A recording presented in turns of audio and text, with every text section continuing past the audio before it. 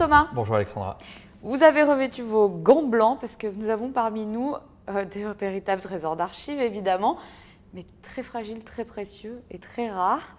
Ce sont deux exemplaires de traités d'astronomie de Riccioli. Oui.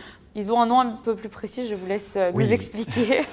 C'est l'Almagestum Novum, donc imprimé à Bologne en 1651. Vous l'avez dit, l'auteur est Jean-Baptiste Riccioli, qui est un jésuite donc bolognais, et qui met à jour donc le vieil Almageste qui était le système astronomique de Ptolémée, et il veut à une époque où cette question est tout à fait d'actualité, puisque en 1633, Galilée vient d'être condamné par le Saint-Siège pour ses positions coperniciennes, c'est-à-dire qu'on n'est plus dans le système géocentrique avec donc la Terre au centre de l'univers de Ptolémée, mais selon Copernic, un système héliocentrique. À ce moment-là, à Monaco, puisqu'il y a un lien avec Monaco. Oui, il faut recontextualiser évidemment.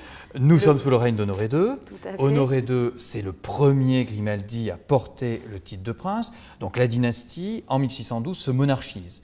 Et il s'agit de prendre un titre, mais il s'agit aussi de le faire vivre, de l'incarner ce titre, et d'adopter les pratiques des souverains européens, pour se faire admettre justement dans cette cousinade des souverains européens. Et quelles sont les pratiques des souverains depuis la Renaissance? C'est d'être les mécènes des arts, mais aussi des sciences. En cela, on peut dire que finalement, peut-être le premier prince savant, c'est pas le prince Albert Ier, mais ça pourrait être le prince Honoré II. Et le prince Honoré II fait établir sa généalogie. Et il essaie donc de rassembler un certain nombre de renseignements sur ses lointains cousins, Grimaldi, et il se rapproche donc d'un lointain parent qui est un Grimaldi, qui est lui-même jésuite et qui est un disciple de Riccioli.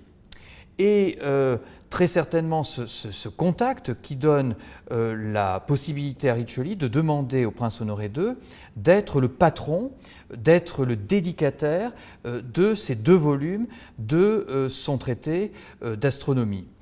On le voit donc par la page de dédicace, donc il y a une volonté de publication monarchique qui est très évidente, avec les armoiries en majesté des Grimaldi, et puis la titulature complète, ad magnaninum principem honoratum secundum monoequi principem ducem Valentinum, c'est-à-dire donc prince de Monaco, duc de Valentinois, pair de France, marquis des Baux, comte de Carladès, baron du Buis et de Calvinet, seigneur de Saint-Rémy.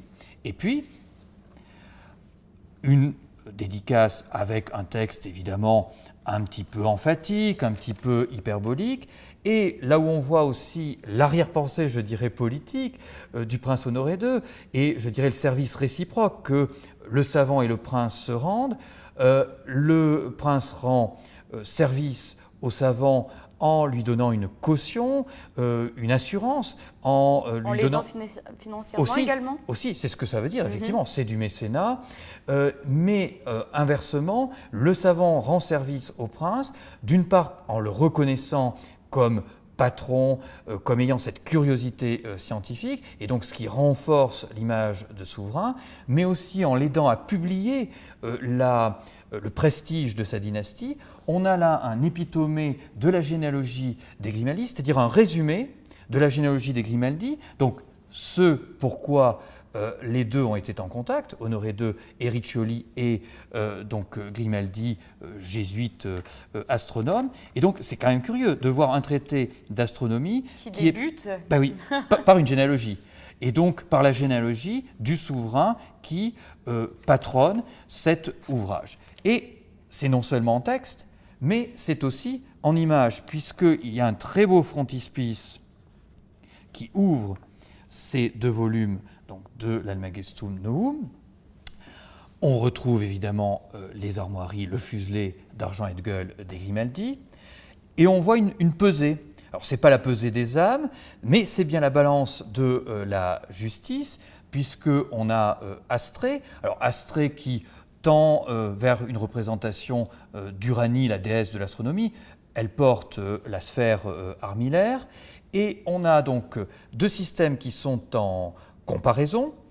Le système, système de Ptolémée, on sait qu'il est caduque, il n'est pas bon, il est au pied, on n'est plus dans un système géocentrique, ça c'est plus soutenable, même par les jésuites au XVIIe siècle. Les deux systèmes qui sont en balance, c'est le système évidemment copernicien qui est héliocentrique, on voit évidemment le Soleil ici, et c'est un système mixte qu'a mis au point, qu'a théorisé Tycho Brahe, qui est un astronome pragois du XVIe siècle. Et Honoré II, et c'est le sens de la dédicace, est rendu témoin de cette controverse entre ces deux théories astronomiques, sous le regard extrêmement vigilant d'Argus, dont on voit les yeux ouverts. Vous savez, il gardait donc toujours, c'est l'incarnation, l'allégorie de la vigilance. Il gardait donc toujours, il a évidemment une lunette astronomique, et il gardait toujours au moins 50 yeux ouverts sur les 100 qui couvraient son corps. Alors, on a évidemment une présentation qui est tout à fait de circonstance, avec d'un côté donc des allégories des planètes, ces petits poutis donc qui représentent les différentes planètes, le Soleil, le jour et la nuit. Et puis, la balance, le balancier penche plutôt visiblement du côté du système de Tycho Brahe, parce qu'évidemment, acceptable évidemment, par l'Église. Riccioli est un jésuite, donc il ne peut qu'officiellement défendre la position officielle de l'Église. Est-ce sa position En creusant un peu, on pourrait peut-être y voir des messages cachés, peut-être. Sans aller jusqu'à l'ésotérisme, mais effectivement, il faut peut-être avoir, en tout cas, certains historiens des sciences y ont pensé.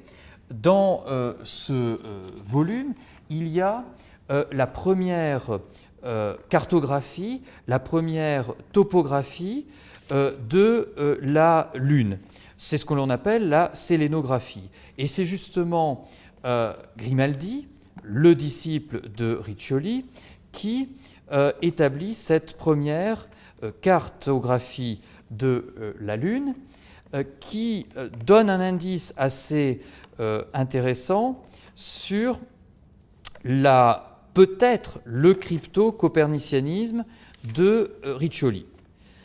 Regardez ici, vous avez donc les différents cratères, et dans la même région de la Lune, Grimaldi, puisque la topographie est faite par Grimaldi, il a baptisé donc, un cratère du nom de Ricciolus, donc son maître, juste à côté Grimaldus. Donc la proximité géographique indique sans doute une proximité affective, une filiation. Et non loin, vous avez Galilaeus. Donc, on peut se demander, en tout cas, il avait une estime pour Galilée. S'il ne pouvait pas se résoudre, publier son accord scientifique avec les théories de Galilée, en tout cas, il avait une estime certaine pour Galilée, et donc on peut se demander, on peut penser qu'il imaginait qu'il y avait une certaine validité peut-être des propositions de Galilée. Donc c'est très intéressant, vous voyez, que les princes de Monaco aient été mêlés à cette question fondamentale de l'organisation des mondes au XVIIe siècle. C'est à la fois, il y a une connotation scientifique, mais aussi une connotation politique. Ce traité d'astronomie sert aussi à accréditer l'idée que les Grimaldi sont désormais une dynastie souveraine et qui a adopté, comme les grands souverains, c'est à peu près l'époque où toutes les cours européennes s'intéressent à la science et développent un embryon de politique scientifique. C'est à peu près l'époque où Louis XIV va créer l'Académie des sciences, par exemple. Donc c'est toujours intéressant de voir que Monaco, même avec une certaine exiguïté de son territoire, eh bien, partage les mêmes pratiques de souveraineté que les grandes cours européennes. Merci beaucoup Thomas pour ces précieux ouvrages.